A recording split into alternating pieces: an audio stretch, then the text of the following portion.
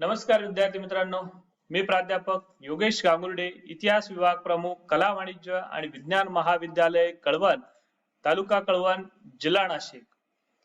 या अभ्यासक्रमामध्ये आज आपण बघणार आहोत चंद्रगुप्त मौर्य याचा साम्राज्य विस्तार. एवढा मोठा भव्य साम्राज्याचा डोलारा ज्या चंद्रगुप्त मौर्याने उभा केला त्याचा आज आपण अभ्यास करणार आहोत. तत्पूर्वी आपण मागे जो अभ्यास केला तो मौर्य घराण्याचा अभ्यास केला. मौर्य घराण्यामध्ये चंद्रगुप्त मौर्य बघितला, चंद्रगुप्त मौर्यानंतर बिंदुसार बघितला आणि त्यानंतर सम्राट अशोक याचाही आपण अभ्यास केला. परंतु आज आपण खास फक्त चंद्रगुप्त मौर्याचा साम्राज्य विस्तार हा कशा स्वरूपाचा होता हे बघणार आहोत. तत्पूर्वी या अगोदर आपण मगधची सत्ता कशी उदयाला आली, मगध सत्तेमध्ये वेगवेगळी घराणी कशी अस्तित्वात आली, गादीवर आली, त्यानंतर शेवटचं घराणं नंद घराण्याची स्थापना महापद्मानंद याने केली. शेवटचा नंद घराण्याचा राजा धनानंद हा प्रचंड लोभी स्वरूपाचा असल्या कारणाने चंद्रगुप्त मौर्य तेव्हा धनानंदाच्या पदरी एक लष्करी अधिकारी म्हणून काम बघत होता. या धनानंदाच्या विरोधात चंद्रगुप्त मौर्याने लष्करी क्रांती ही घडून आणलेली आहे. तसं धनानंदाला सामान्य प्रजा ही देखील कंटाळलेली आहे, कारण तो प्रचंड लोभी स्वरूपाचा असल्यामुळे त्याने अन्यायकारक कर लावून सामान्य जनतेची पिळवणूक ही केलेली होती. त्यामुळे या चंद्रगुप्त मौर्याने जो लष्करी क्रांती केली ती मात्र अयशस्वी झालेली आहे. त्यामध्ये चंद्रगुप्त मौर्य आणि नंतर चंद्रगुप्त मौर्याला भेटलेला चाणक्य या दोघांनी एकत्र येऊन पुन्हा दुसरी क्रांती घडून आणली आणि इसवी सन पूर्व 321 मध्ये धनानंदाचा शेवट करून मगधची गादी ही चंद्रगुप्त मौर्याने मिळवली आणि त्या ठिकाणी मगधच्या गादीवर मौर्य घराण्याची स्थापना केली.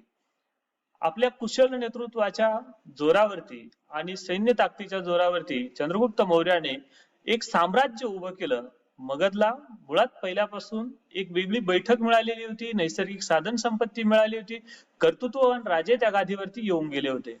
ही सगळी अशी देणगी चंद्रगुप्त मौर्याला मिळाली आणि चंद्रगुप्त मौर्याने मग या राज्याचा विस्तार, या छोट्याशा राज्याचा विस्तार एका साम्राज्यात केला. या साम्राज्यामध्ये कोणकोणते प्रांत त्याने सहभागी करून घेतले होते याचा अभ्यास आपण या ठिकाणी करणार आहोत.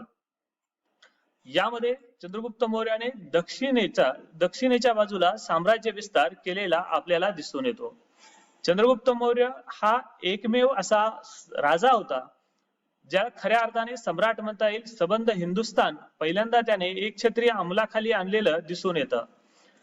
चंद्रगुप्त मौर्याचा जर विचार करायचा झाला तर त्याने पहिल्यांदा दक्षिण उत्तर विभाग हा विजय मिळवलेला आहे, जिंकून घेतलेला आहे.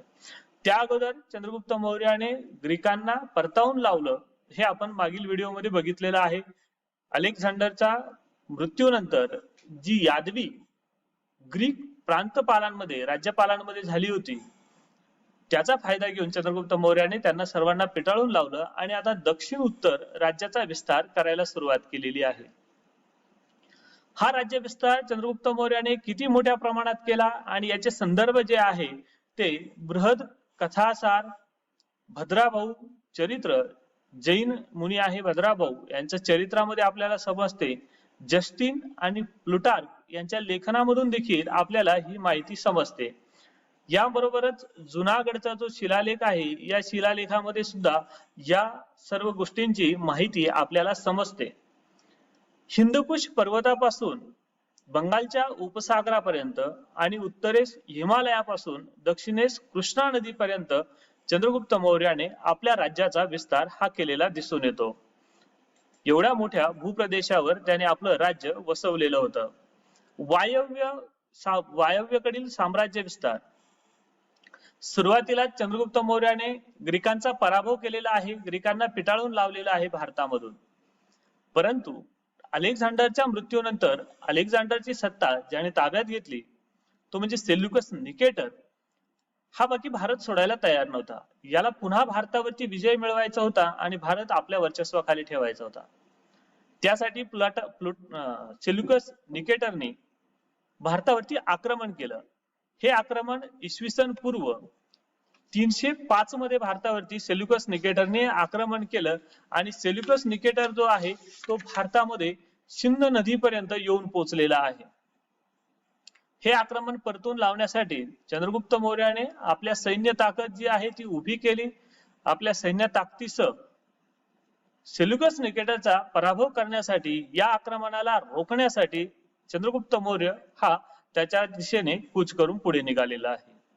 सेल्युकस निकेटर आणि चंद्रगुप्त मौर्य यांच्यामध्ये युद्ध झालं.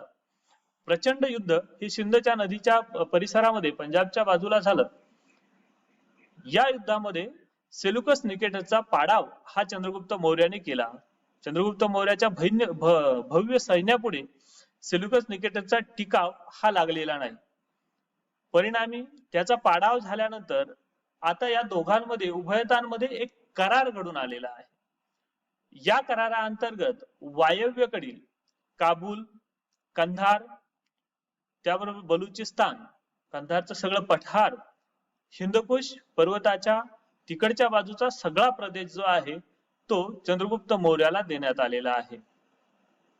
आणि हा असा वायव्येकडचा विजय सेल्युकस निकेटरच्या पराभवातून चंद्रगुप्त मौर्याला मिळालेला आहे. काय आहे सेल्युकस निकेटर आणि चंद्रगुप्त मौर्य यांच्यामधील करार? पराभव झालेला आहे या दोघांचा. सेल्युकस निकेटरचा पाडाव हा केलेला आहे चंद्रगुप्त मौर्याने.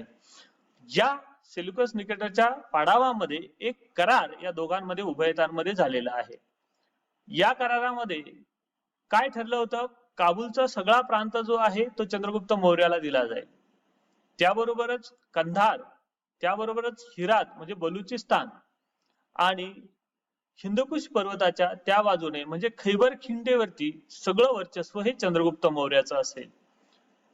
एवढ्या मोठ्या प्रमाणात वायव्याच्या बाजूला सेल्युकस निकेटरच्या पाडावानंतर राज्य विस्तार हा चंद्रगुप्त मौर्याचा झालेला आहे. त्याबरोबरच दुसऱ्या करारातील दुसऱ्या अटीमध्ये सेल्युकस निकेटरने आपली मुलगी ही चंद्रगुप्त मौर्याला द्यावी असंही ठरलेलं आहे. त्यानंतर त्यांचा विवाहही झालेला आहे. मॅगेस्तिनी नावाचा राजदूत हा चंद्रगुप्त मौर्याने आपल्या दरबारी ठेवून घेतलेला आहे. पुढे जाऊन याच मॅगेस्तिनीने इंडिका नावाचा ग्रंथ लिहिला. त्याचे अनेक संदर्भ आपल्याला इतिहासाच्या अभ्यासासाठी अत्यंत महत्वाचे आहे. त्याबरोबरच सेल्युकस निकेटरला चंद्रगुप्त मौर्याने 500 हत्ती हे विवाह झाल्यामुळे भेट म्हणून दिलेले आहे. वायव्येकडील हा एवढा मोठा राज्य विस्तार होण्यामध्ये हा सेल्युकस निकेटरचा पराभव अत्यंत महत्वाचा ठरलेला आहे. त्यानंतर चंद्रगुप्त मौर्याने संपूर्ण भारतात विजय मिळवलेला आहे. प्लुटार्क सारख्या लेखकांनी चंद्रगुप्त मौर्याने सबंध भारतावरती विजय मिळविला होता असे लिखाण करून ठेवलेले आहे. याबरोबर अनेक संदर्भ साधनं सापडतात. प्लुटार्क या इतिहासकाराच्या मते हे आहे. त्याबरोबरच चंद्रगुप्त मौर्याने जवळजवळ एक छत्री अंमल सबंध भारतामध्ये, उत्तर भारत व दक्षिण भारत यांच्यामध्ये निर्माण केलेला होता. आत्ताच मुंबई जवळ असणाऱ्या सोपारा या ठिकाणी चंद्रगुप्त मौर्याचा सम्राट अशोकाचा एक लेख प्राप्त झालेला आहे. त्या लेखावरून महाराष्ट्रामध्ये देखील सम्राट अशोक, चंद्रगुप्त मौर्य यांची सत्ता असल्याच्या खुणा या आपल्याला सापडतात. जुनागड या ठिकाणच्या शिलालेखामध्ये देखील चंद्रगुप्त मौर्य याच्या साम्राज्य विस्ताराची स्पष्ट वर्णन ही आलेली आहे. म्हणजे जर सहज विचार केला आपण तर वायव्येकडील खैबर खिंड व बलुचिस्तान हा प्रांत, आग्नेयेला बंगालचा उपसागर, सौराष्ट्र देखील चंद्रगुप्त मौर्याने जिंकून घेतलेलं होतं. उत्तरेकडील हिंदकुश पर्वत आणि दक्षिणेकडे कर्नाटक पर्यंत म्हणजे कर्नाटकामध्ये या साम्राज्य सर्व चंद्रगुप्त मौर्याच्या अंतर्गत येणार होतं. एवढ्या मोठ्या भव्य साम्राज्याची उभारणी ही चंद्रगुप्त मौर्याने केलेली आपल्याला दिसून येते. तुंगभद्रा नदीपर्यंत, कर्नाटकामधील तुंगभद्रा नदीपर्यंत चंद्रगुप्त मौर्याची सत्ता होती अशी आम्हाला माहिती मिळते. एवढ्या मोठ्या भूप्रदेशावर एक मगधच्या गादीवर बसणाऱ्या राजाने, चंद्रगुप्त मौर्याने सत्ता ही प्रस्थापित केलेली होती हे आपल्याला अभ्यासाअंती लक्षात येतं. मौर्य एम्पायर एवढ्या मोठ्या प्रमाणात भारतामध्ये इसवी सन पूर्व एक छत्री अंमल निर्माण करणारा चंद्रगुप्त मौर्य हा एकटा व पहिला राजा होता. यानंतर आपण सम्राट अशोकाविषयी जाणून घेणार आहोत पुढील व्हिडिओमध्ये.